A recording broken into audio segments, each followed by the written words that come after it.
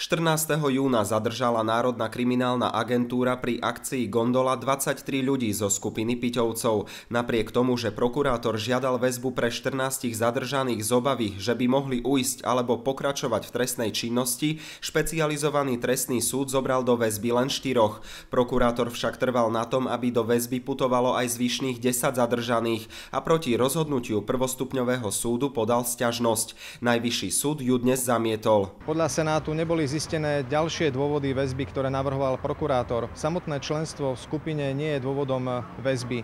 Proti tomuto rozhodnutiu nie je prípustná ďalšia sťažnosť. Je to rozhodnutie súdu. Prokurátor tam jednoznačne dôvody videl, ale o tom, či sú alebo nie sú, rozhoduje súd. Keďže jeden z obvinených spáchal medzičasom samovraždu, prokurátor voči nemu zastavil trestné stíhanie. Zvyšných 9 Piťovcov budú vyšetrovať na slobode. Medzi obvinenými je aj syn známeho slovenského veľkopodnikateľa, advokát Martin Rehák. Rozhodnutie súdu komentovať nechcel. Vyjadrím sa prostredníctvom právnych zástupcov. Ďakujem pekne.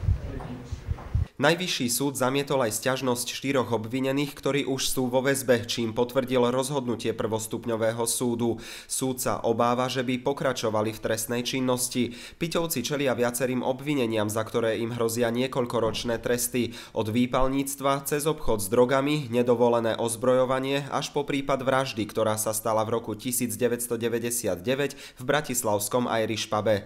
Kristián Čekovský, RTVS.